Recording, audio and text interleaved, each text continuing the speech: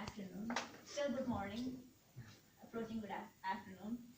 So I recently read a book called Your Best Year Ever by Michael Hyatt, and this book really inspired me.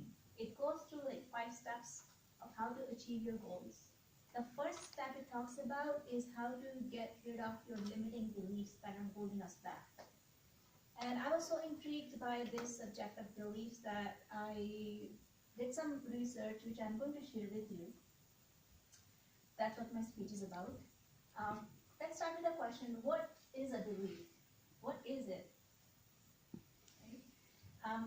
Belief is nothing more than our perception of the world that we live in. So I look at the world through my eyes, and you guys look at the world differently. Each one of us has our own belief system of how we approach at things. I'm not talking about religious or cultural beliefs. I'm talking about the beliefs that are holding us back to achieve our highest potential in areas of our life, like personal relationships or financial or whatever other areas it might be. So those are the beliefs that I really want to focus on today. So when we are born with a clean slate. Right? The universe takes us out of our mother's womb and places us in this world, blesses us with good health, so that we can go out and make an impact on the world. As kids, we are so thrilled, we want to change the world. But once we are out there making differences, we are faced with so many failures, rejections, embarrassments, and some successes. And that's where we start to create a belief system for ourselves. For example, when we go to schools and we underperform in certain subjects like math or science or history, whatever it is, and we think we are not good at those subjects, and we form this limiting belief in ourselves, and we limit ourselves from doing anything better in that particular area. Or let's say we go to the dating world and we meet people who are not at the same level. We meet few of them and we think there is nobody for us. And again, we create this limiting belief and we don't go out more and we limit ourselves. So we make these absurd conclusions from these negative experiences that we have, and we limit ourselves. We need to remember that the universe is not there to get us. It's there to protect us. It gives us all these failures so that we can learn from our failures. If life would be so boring if we keep getting what we asked for, right? We wouldn't grow. So take these failures as learning points. There is something to learn from every failure we face. I'll give you an example from my personal life.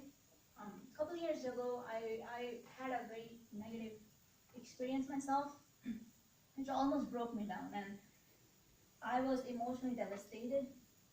And I've grown out of that experience a lot, but just recently I was in the same negative emotional state. And I was questioning, like, why me, right? I was questioning God, why me? And I was like at a point where I was like, I cannot take this anymore. But then there was this voice in me that said, no.